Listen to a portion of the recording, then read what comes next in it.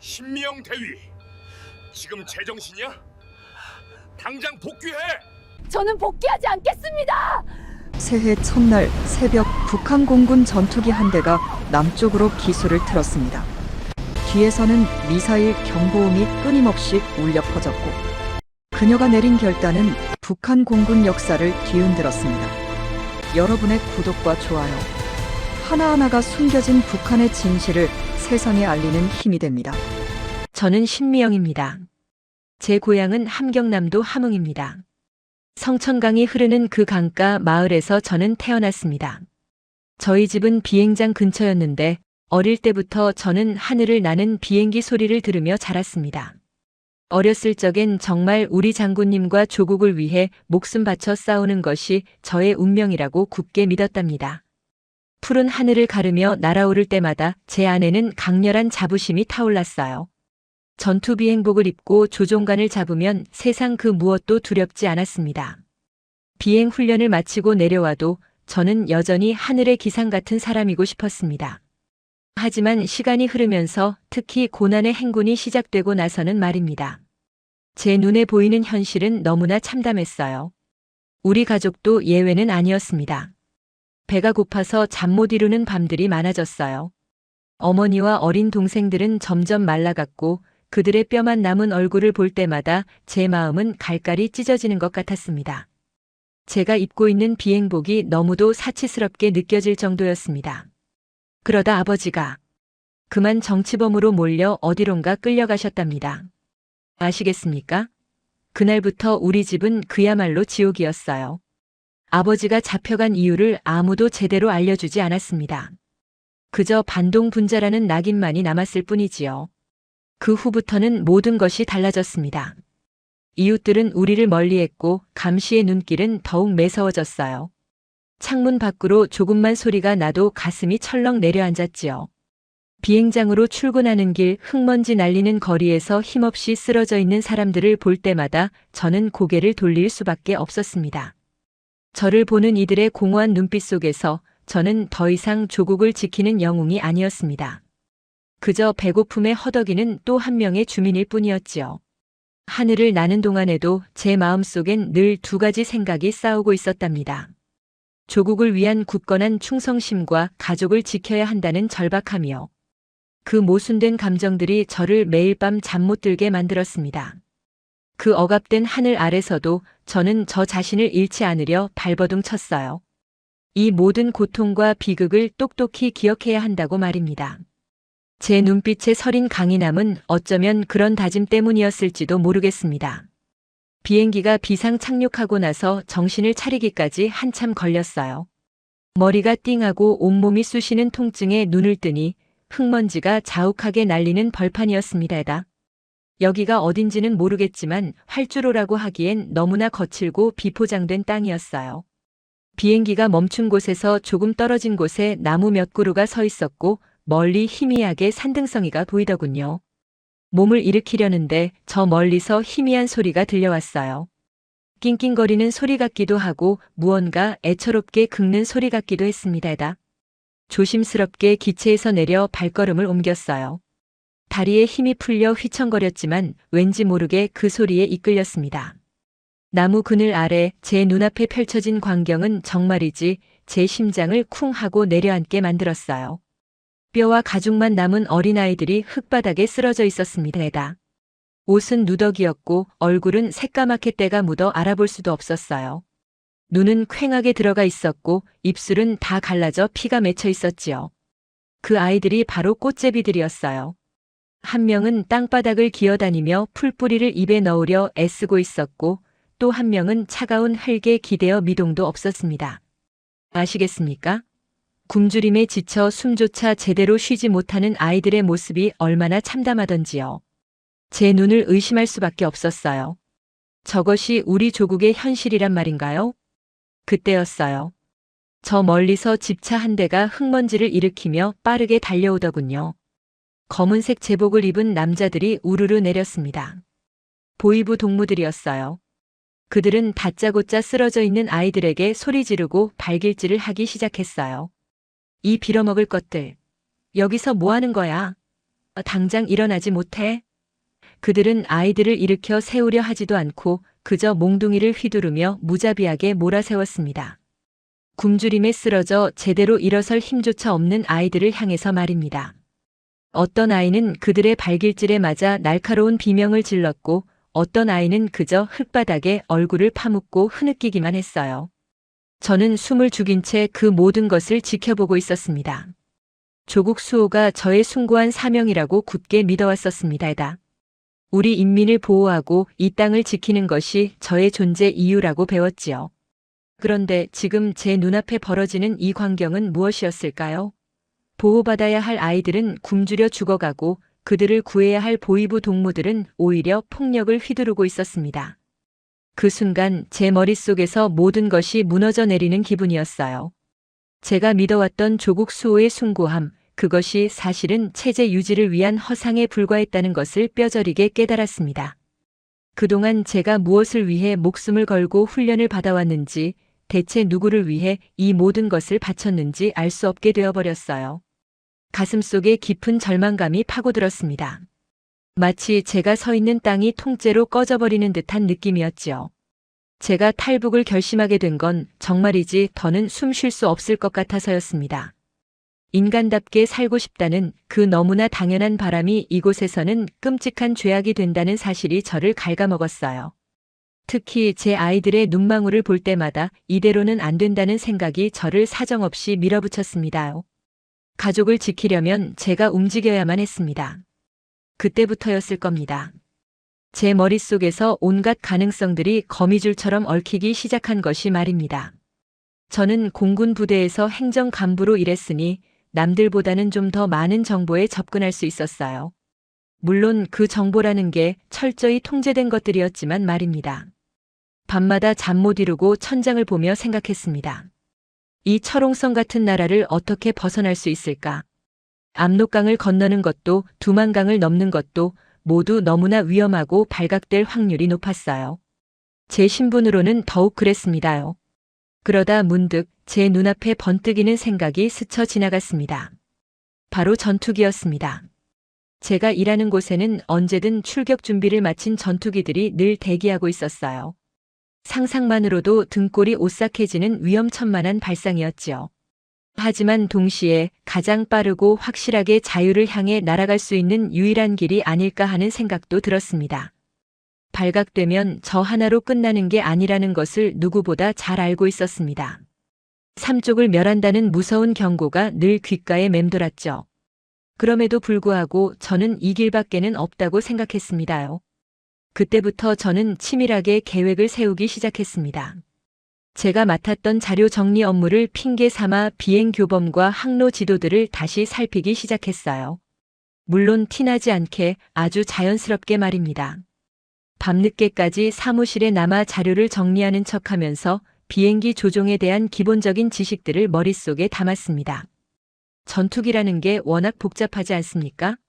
이륙부터 착륙까지 연료 소비량부터 비상상황 대처법까지 모든 것이 제게는 미지의 영역이었습니다. 하지만 제 목숨과 가족의 미래가 걸린 일이니 무슨 수를 써서라도 익혀야만 했습니다. 매일 밤 저는 조종석에 앉아 계기판을 조작하는 제 모습을 상상했습니다. 가슴은 터질 듯 뛰었지만 겉으로는 아무렇지 않은 척 평소와 다름없이 행동하려고 애썼습니다. 동료들이나 상급자들이 저를 조금이라도 의심하면 모든 게 끝장이니까요. 손에 땀을 쥐면서도 저는 펜으로 비행 경로를 수없이 그려보았습니다. 어떤 항로가 가장 안전하고 어디에서 감시망을 피할 수 있을지 바람의 방향이나 기상 조건까지도 고려해야 했습니다. 제 머릿속에는 오직 한 가지 생각뿐이었습니다. 살아야 한다. 자유를 찾아야 한다. 이 결심이 저를 움직이는 유일한 원동력이었습니다. 이 모든 것이 마치 제가 꿈꾸는 것처럼 느껴지기도 했지만 저는 알았습니다. 이것은 피할 수 없는 현실이고 저는 이 현실 속에서 제 목숨을 건 도전을 해야 한다는 것을요. 이제 저는 결단의 순간을 향해 한 발 한 발 내딛고 있었습니다. 그날이 오고야 말았지 뭡니까? 제 두 손으로 조종관을 잡고 낡은 비행기를 몰아 활주로를 박차고 오르는 순간은 정말이지 숨조차 제대로 쉴 수가 없었답니다. 미국이 엔진의 굉음이 고막을 때렸지만 제 심장이 울리는 소리만 한참 더 크게 들렸어요.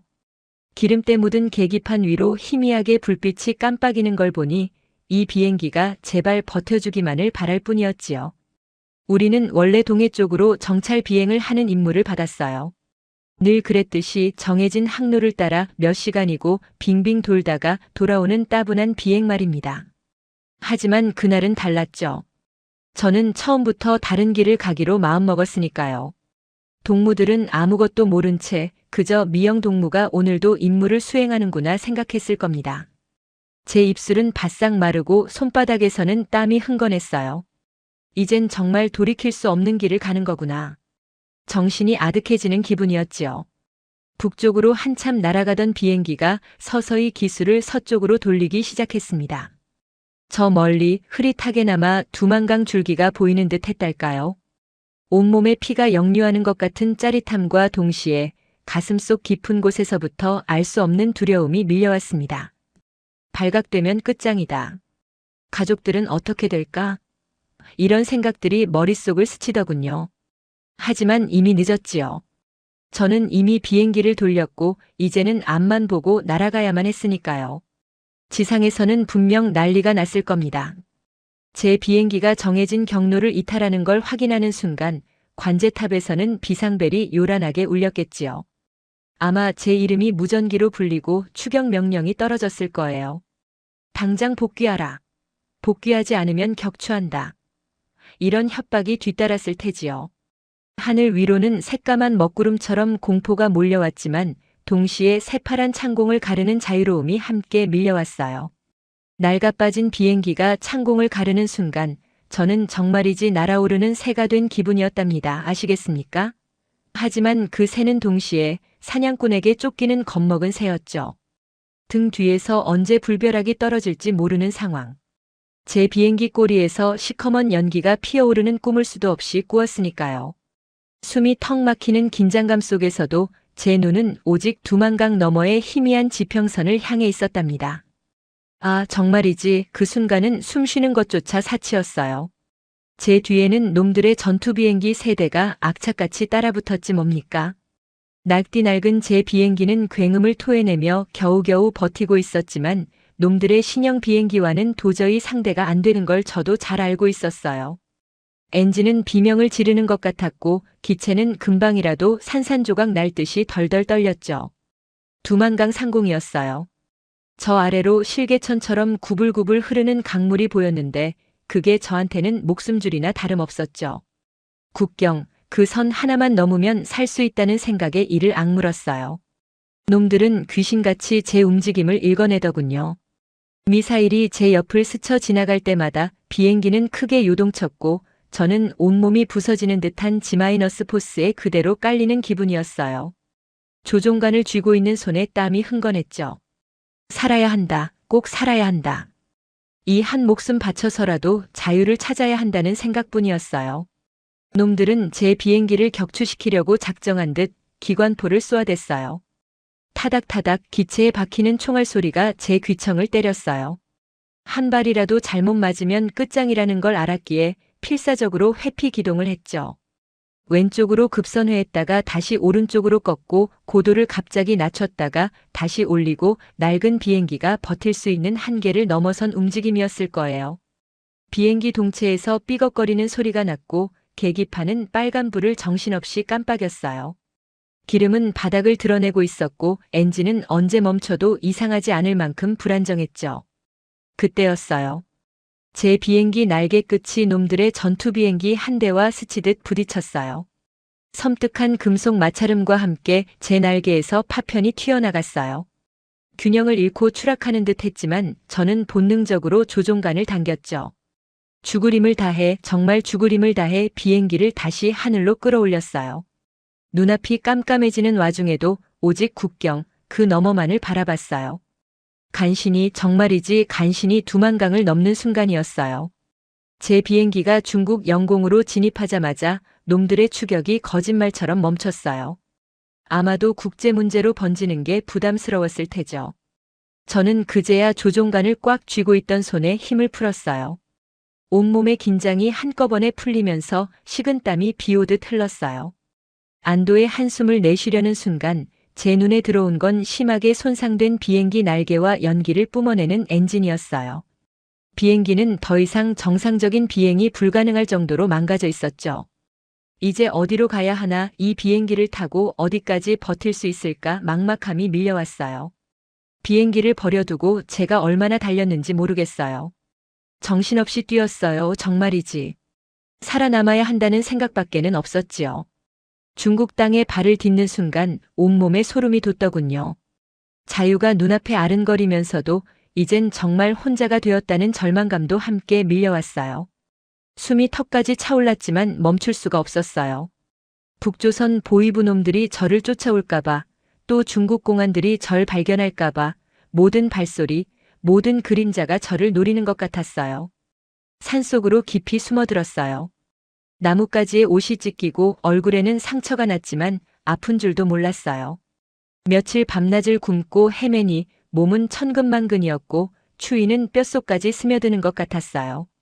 밤에는 얼어 죽을 것 같아 나뭇잎을 끌어모아 몸을 덮고 겨우 잠을 청했지요. 그때마다 고향에 두고 온 가족들 생각이 사무치게 났어요. 엄마, 아빠, 동생 그들은 지금 어떻게 지낼까? 제가 이렇게 살아있는 게 그들에게는 희망이 될 수 있을까 하는 생각에 눈물이 마를 새가 없었답니다. 그러다가 우연히, 정말 우연히 인적 드문 산길에서 그림자 같은 사람들을 만났어요. 그들이 저에게 먼저 말을 걸어왔지요. 북조선에서 넘어왔나?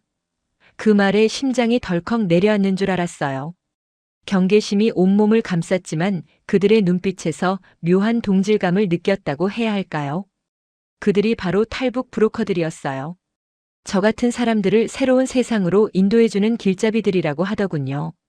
믿어야 할지 말아야 할지 한참을 고민했어요. 하지만 더 이상 혼자서는 버틸 수 없다는 걸 알았지요. 굶주림과 추위는 저의 판단력을 흐리게 했고 살고 싶다는 간절함이 두려움을 압도했어요. 그들은 저에게 최소한의 먹을 것을 주었고 저는 허겁지겁 그걸 받아먹었지요. 밥 한 술이 그렇게 달콤할 수가 없었어요. 그때부터 저는 그들의 안내를 받으며 움직이기 시작했어요. 낮에는 숨죽이며 지내고 밤에만 움직였어요. 산을 넘고 강을 건너고 좁은 골목길을 이리저리 헤집고 다녔지요. 모든 순간이 살얼음판을 걷는 것 같았어요. 길가에 보이는 중국 사람들의 모습도 낯설고 두려웠어요. 저 사람들이 나를 신고할까봐, 혹시라도 나를 수상하게 여길까봐 눈도 제대로 마주치지 못했답니다. 숨소리마저 조심하며 걸었어요. 제가 발각되면 모든 게 끝이라는 걸 너무나 잘 알고 있었으니까요. 브로커들은 여러 명이었는데 각자 맡은 구역이 있는 것 같았어요. 한 사람과 헤어지면 또 다른 사람이 나타나 저를 인도했지요. 그들의 목적은 돈이었겠지만 저에게는 생명줄이나 다름없었답니다. 아시겠어요? 제가 겪은 공포와 불안은 말로 다 표현할 수 없어요. 매 순간이 저를 벼랑 끝으로 내모는 것 같았지요. 하지만 저는 포기할 수 없었어요. 고향에 두고 온 가족들을 위해서라도 반드시 살아남아야 한다고 스스로를 다독였어요. 그렇게 낯선 땅 중국에서 저는 그림자처럼 숨어 지내는 도피 생활을 시작했어요. 언제쯤 이 지옥 같은 시간이 끝날지, 앞으로 제가 어디로 가게 될지 아무것도 알 수 없었지만 그래도 한 가지는 분명했어요. 저는 죽지 않고 살아남을 거라는 것. 그리고 언젠가 반드시 자유를 찾을 거라는 것. 그걸 믿으면서 버텼어요. 중국 땅에 발을 디뎠다고 해서 바로 자유가 찾아오는 건 아니더라고요. 아시겠습니까? 오히려 더 깊은 어둠 속으로 들어가는 기분이었어요. 낮에는 사람들이 북적이는 시장 골목이나 공장 구석에 숨어 지내고 밤에는 차가운 시멘트 바닥이나 허름한 창고에서 웅크리고 잠들었지요. 먹을 것이 없어 며칠을 굶기도 일쑤였고 배고픔보다 더 무서운 건 언제 잡힐지 모른다는 불안감이었어요. 발소리 하나에도 심장이 덜컥 내려앉았고 낯선 사람의 눈빛만 마주쳐도 온몸에 피가 얼어붙는 것 같았어요.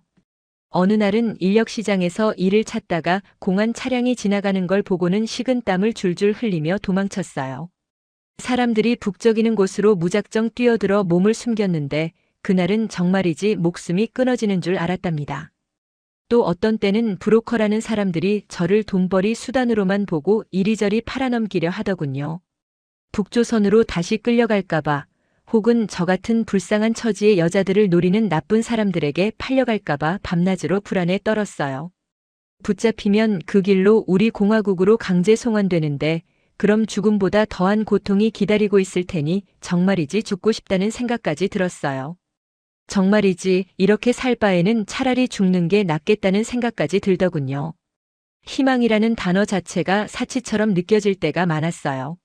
하지만 그래도 고향에 두고 온 가족들을 생각하면 제발 살아서 자유의 땅에 가야 한다는 일념으로 버텼어요. 그때 우연히 국제인권단체에서 일하는 분들을 만나게 되었어요. 그분들은 저의 이야기를 들어주고 제 손을 잡아주었어요. 그 따뜻한 손길에 저는 잊었던 사람의 정을 다시 느꼈고 다시 살아야겠다는 용기를 얻었지요. 그분들의 도움으로 저는 또 다른 나라로 이동하는 비행기에 몸을 실었어요. 비행기 안에서 창밖을 내다보는데 구름 위로 솟아오른 하늘이 그렇게 파랗고 넓어 보일 수가 없더군요. 이제 정말 남조선으로 가는구나, 자유를 향해 가는구나 하는 생각에 눈물이 하염없이 흘렀어요. 드디어 비행기가 땅에 닿았고 저는 따뜻한 남쪽 바람을 맞으며 한 발 한 발 새로운 세상으로 걸어 들어갔어요. 하지만 제 마음 한켠에는 여전히 고향에 두고 온 가족들에 대한 그리움과 미안함이 깊이 자리 잡고 있었답니다. 여기 남조선에 와서 제일 처음 느낀 게 뭔지 아십니까? 바로 아무도 날 쳐다보지 않는다는 거였어요. 북조선에서는 늘 감시당하는 기분이었지 않습니까? 밥을 먹어도 길을 걸어도 심지어 집 안에서도 혹시 누가 듣고 있지는 않을까 늘 조심했어야 했습니다. 근데 여기는요, 그냥 내 발걸음 소리만 들려요. 하늘을 봐도 땅을 걸어도 누구 하나 날 감시하는 눈길이 없습니다. 그제야 비로소 숨통이 트이는 것 같았어요. 근데 말입니다. 그게 또 마냥 좋은 것만은 아니더군요. 밤이 되면 자꾸만 꿈에 나타나는 거예요. 그 강가 얼어붙은 강물 소리, 뒤에서 들려오던 총소리. 가슴이 쿵쾅거려 잠 못 이룬 날이 한두 번이 아닙니다. 눈을 감으면 어머니 얼굴이 보이고 아바의 목소리가 들리는 것 같았어요. 우리 어머니, 아버지는 지금 잘 계실지, 동생은 또 얼마나 컸을지, 밥은 제대로 먹고 사는지 매일 밤 가족들 생각에 눈물로 베개를 적셨습니다. 자유는 얻었지만 마음 한구석은 여전히 텅 비어 있는 것 같았어요. 그래도 여기 남조선에는 저 같은 사람들을 도와주는 분들이 참 많습니다. 그분들 덕분에 저도 용기를 얻었지 뭡니까? 처음엔 말도 제대로 못 알아듣고 시장에 가서 물건 하나 사는 것도 그렇게 무서웠어요. 뭘 잘못할까 봐서요. 북조선에서 살아온 세월이 저도 모르게 몸에 배어 있어서 늘 움츠러들고 조심하게 되더군요. 하지만 시간이 흐르면서 조금씩 달라졌어요. 지금은요, 저 대학도 다니고 있습니다. 평생 꿈도 못 꿔봤던 공부를 하고 있어요. 책을 읽고 새로운 것을 배우는 기쁨이 얼마나 큰지 아십니까? 그리고 저처럼 힘든 시간을 겪는 다른 탈북민들을 만나면 제 이야기를 들려줍니다. 제가 여기까지 어떻게 왔는지, 앞으로 어떻게 살아가야 할지 함께 고민하고 이야기 나누는 일이 제일 보람있습니다. 제 이야기가 그분들에게 조금이나마 힘이 된다면 그걸로 저는 충분하다고 생각해요. 누군가에게 희망을 주는 사람이 될 수 있다는 게 저에게는 가장 큰 위로이고 행복입니다. 언젠가는 꼭 우리 가족들에게도 이 자유의 소식을 전할 날이 오겠죠? 제가 이렇게 잘 살고 있다는 걸 꼭 알려주고 싶어요. 제가 꿈꾸는 세상은 북조선에 남은 우리 가족들도 자유롭게 웃고 원하는 대로 살아갈 수 있는 그런 세상입니다. 그날이 올 때까지 저는 멈추지 않을 겁니다. 제 삶은 아직 끝나지 않았어요. 마치 하늘을 나는 비행기처럼 계속해서 희망을 향해 나아갈 겁니다.